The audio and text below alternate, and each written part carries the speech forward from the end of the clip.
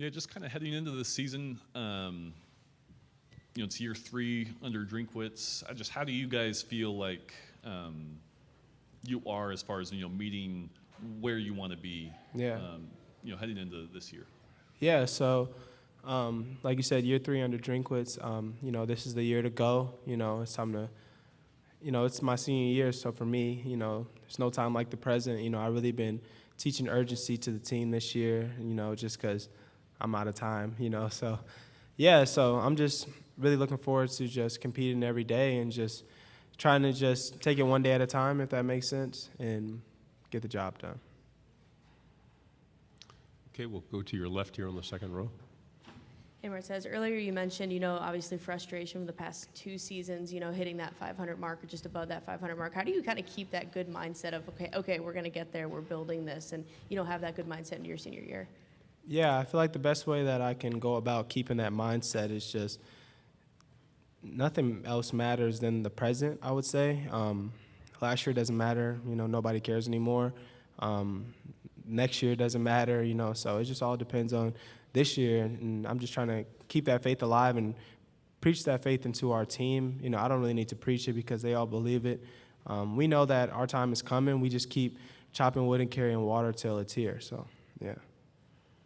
Go back here to your right on the second row. We're about a year into, when the NIL rules went into effect and everything. How have you seen that, or do you think it's kind of changed the game at all, and how so? Yeah, it's definitely changed the game.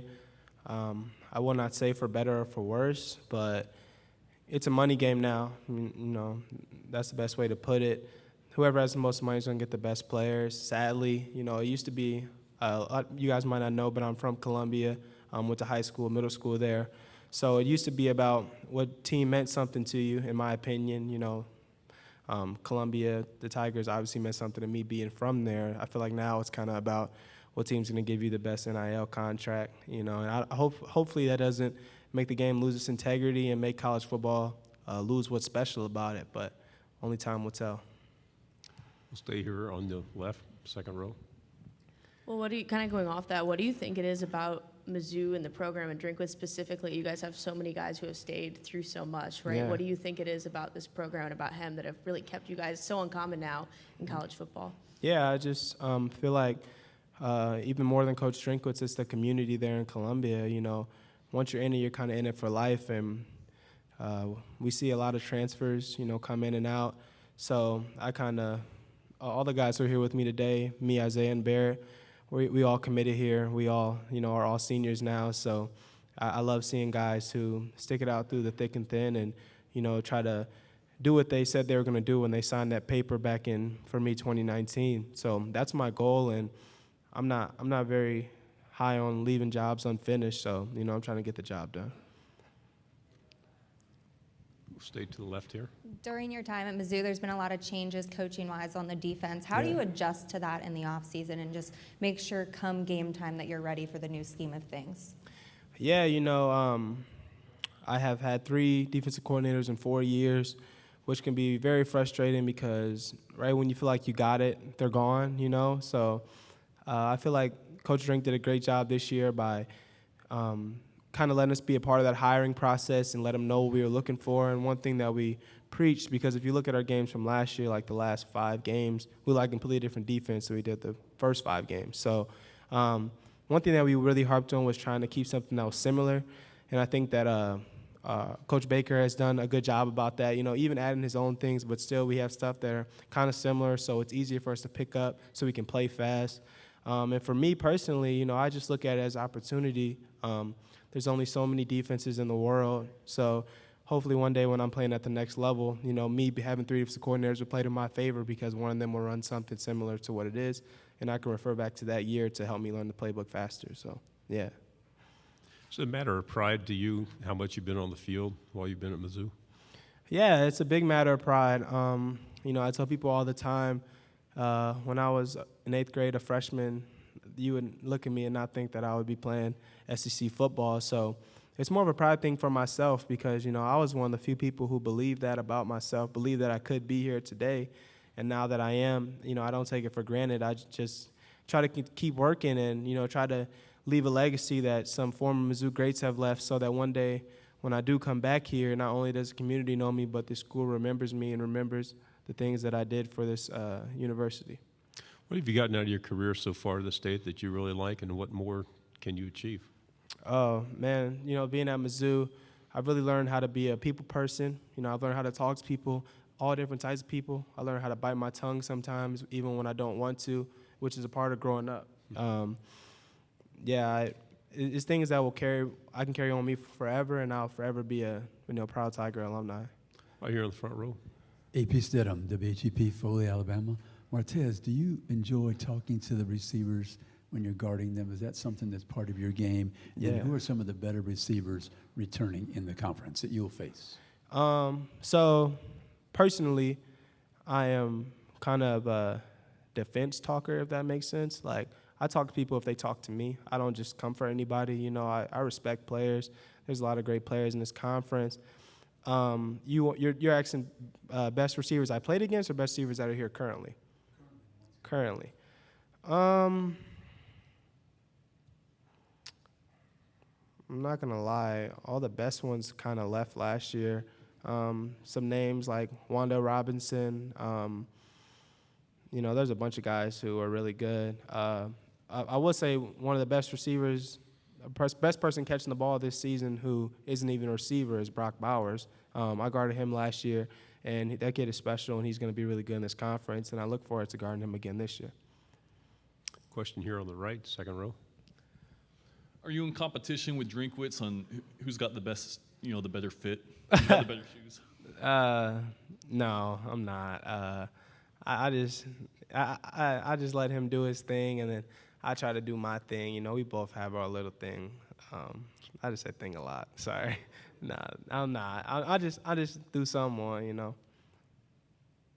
Okay, to your left again. Obviously, Drinkwitz, has such a personality, so witty. We see it here every year. What is it about his personality? Is it kind of the same way with you guys? And, what is it about his personality?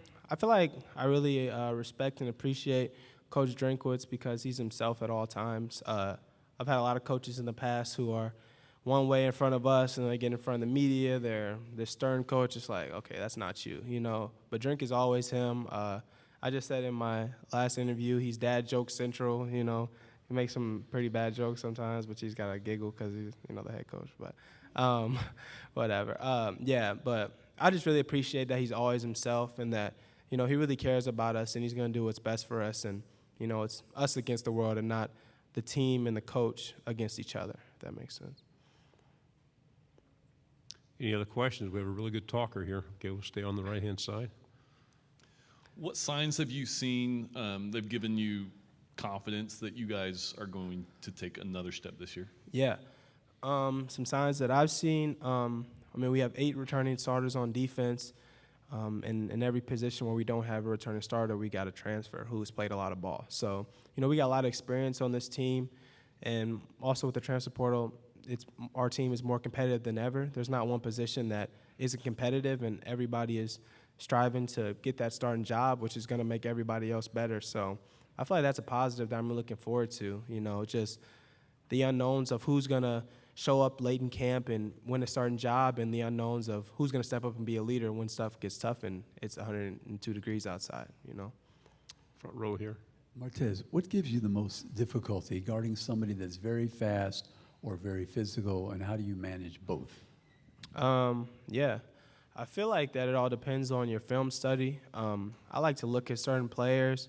If I'm guarding somebody who is very fast, then I may play a yard deeper just so I can be more protected against a deep ball. If I'm playing somebody that's very physical, I might play off instead of press coverage so that they can't be physical. They won't be able to get their hands on me until the ball is thrown. At that point, it's too late. That's just something that I focus on throughout the week, just looking at certain receivers, how they stand, if they fix their gloves. If they fix the gloves before a play, they let me know it's a pass play, stuff like that, So, yeah. Any last questions? Okay, another one here to your left. Do you guys have a mark where you feel like maybe that's the next step has been hit for this season? Is it a bowl game? Is it, a certain number of wins, or what is that mark for you guys? I feel like we do have a mark, but I also feel like that we've had a mark every year I've been at Mizzou. So I feel like we've done a good job this year of just trying not to worry about the future and just taking one game at a time, and just focus on the practice that we're on, the day that we're on, and hopefully us doing the same thing repetitively will lead us to a great season. Last question over here. We talked a little bit earlier about the kind of uncommonness of people staying in the same spot right now with the transfer portal. What is it like for you about Mizzou that made you stay here? So I've lived in Columbia since I was in the 8th grade. So, my pastors are here, my teachers, my doctors, all type of stuff. I just love it, and I haven't been put in a hard situation where I had to decide if I wanted to leave. My family is there. If I ever get homesick and want a home-cooked meal, my parents live 5 minutes away from me. So, it's something I can be in my little sister's life who's in the 1st grade. I can take her to go to Sky Zone or something, or even take my younger brothers who are in middle school just to go work out and teach them some things that I didn't know when I was their age. So just stuff like that it was a no-brainer for me to stay here, and I'm just so happy to finally be a senior. Great job. Thanks very much. Thank you so much.